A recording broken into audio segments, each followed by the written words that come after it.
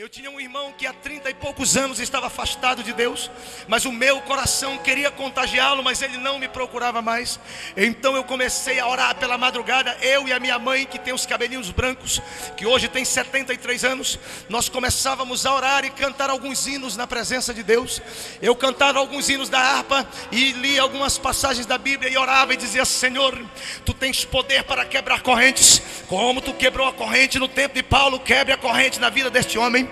Você não tem ideia do que é uma adoração, do que é uma oração na meia-noite ou na madrugada pode fazer. E este homem se afastou de mim. Há um ano que ele não me procurava, porque ele não encostava perto de crente, porque desviado não gosta de ficar perto de crente. Mas não precisa estar perto dele, basta a tua oração estar perto dele, basta a sua perseverança estar perto dele. E eu continuei orando com a minha mãe, buscando a presença de Deus. Quantos acreditam que o louvor e a oração tem poder de quebrar correntes? Diga amém. Quando foi uma certa noite, este homem chegou em casa mais ou menos embriagado. Meia-noite ele entrou na sua casa, entrou no seu quarto, deitou na sua cama e sentiu um mal-estar. E com esse mal-estar ele achou que estava passando mal, mas não era. Já era a ação de Deus através da oração e da adoração. E ele começou a ficar com falta de ar, começou a perder os movimentos vitais do seu corpo, e ele começou a ficar duro no meio da cama. E a sua mente dizia: isso é apenas um pesadelo, é apenas um sonho. E quando ele olhou para o lado, ele viu a mulher dele do lado da cama. Quando ele olhou para o outro, ele viu o filho dele, a filha dele num beliche, estava num quarto pequeno. E ali ele foi ficando preso, foi ficando duro, e ele julgava que aquilo era apenas um sonho. Mas de repente ele perdeu a visão, de repente ele ficou cego, e ele abria e fechava os olhos, mas não via mais nada. Ele não sabia, mas Deus estava quebrando correntes malignas ali naquele momento. E abriu-se, ele sentiu quando a alma dele saiu do corpo dele, e de repente abriu-se um buraco debaixo dele. Ele sabe que abriu um buraco porque ele caiu em queda livre. E ele começou a cair, e ele caiu, e ele caiu, e ele caiu. E ele dizia dentro dele: isso é um sonho, isso é apenas um pesadelo, isso não está acontecendo. Mas automaticamente dentro da alma dele, a palavra que foi pregada há anos atrás estava dizendo: isso é um despertamento, está acontecendo algo contigo. Então ele começou a ficar num dilema. A metade dele acreditava que era um sonho, mas a metade estava com medo. E ele foi caindo, caindo, caindo. Quando ele já estava com mais de uma hora caindo, ele começou a se desesperar. Ele começou a lembrar dos cultos que ele estava na igreja há 30 anos atrás. Ele começou a lembrar das palavras da sua mãe, do seu irmão, que ligava para ele e dizia: te apressa, porque Deus tem pressa nesse mundo. E ele começou a entender que não era sonho, que não era pesadelo, que ele estava indo direto para a eternidade. Então ele começou a gritar, gritar, gritar, pedir para Deus, para que Deus viesse fazer alguma coisa. Ele não sabia, mas era exatamente naquele momento. Tinha 2 joelhos dobrados pela madrugada, cantando hinos e louvando o nome do Senhor e dizendo: faz alguma coisa, ó Deus. E Deus responde a oração e o louvor dos adoradores. Escute, eu concluo com esse testemunho.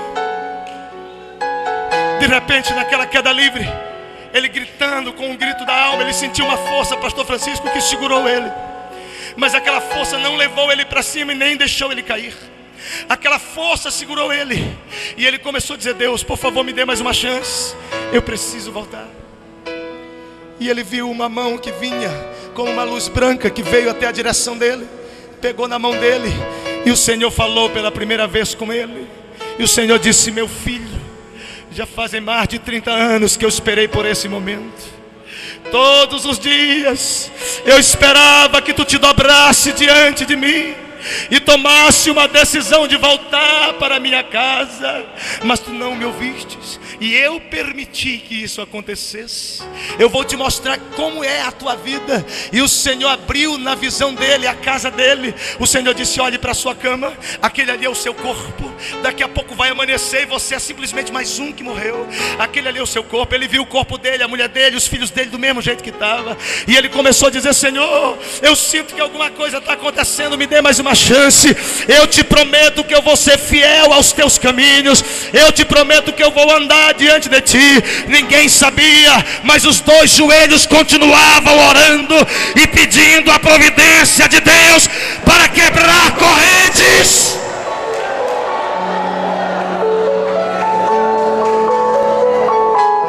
Senhor pegou ele e disse: eu vou te dar a tua última chance, servo. Eu vou te dar a tua última chance. Volta. Ia dar 5 horas da manhã quando ele voltou para o corpo dele. E ele levantou desesperado e disse: eu preciso ir na casa do meu irmão. Eu preciso chegar lá. Um homem que há 1 ano não queria nem ouvir a minha voz. Ele disse: eu preciso ir na casa do meu irmão agora. E ele saiu da casa dele e ficou esperando uma lotação. Um ônibus, lotação, uma van. A van só começava a rodar às 6 horas. E ele ficou ali querendo que a lotação passasse, porque Deus já tinha feito algo diferente. E quando foi 6 e pouco, a lotação passou. Ele entrou na lotação e foi para minha casa. Ali ele foi para a zona leste de Manaus. Quando ele vai andando 6h30, 7 horas da manhã, uma criança atravessa a rua, porque ia para o colégio, estava com uma mochila na costa, e o seu lápis caiu no meio da rua. Essa criança voltou para pegar o seu lápis. Quando voltou, a Kombi que ele ia, a van que ele ia, desviou aquela criança e saiu capotando várias vezes pelo asfalto. Satanás queria matá-lo antes dele chegar ali. Algumas pessoas se bateram ali, mas ele não sofreu um arranhão. Pegou o celular e me ligou e disse: olha, eu estou querendo ir na tua casa. Existe algum impedimento, mas ore por mim que eu estou chegando aí. E quando deu 7h10 da manhã, o meu irmão estava entrando na minha casa dizendo: aconteceu um rebuliço na minha vida. Eu quero aceitar Jesus como meu único e suficiente Salvador.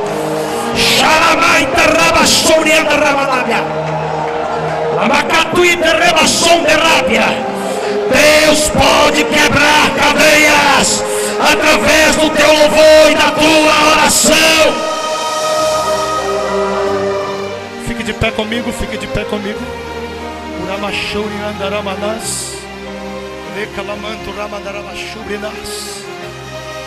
Aleluia. Olhe para mim, eu vou orar por você agora. Olhe para mim.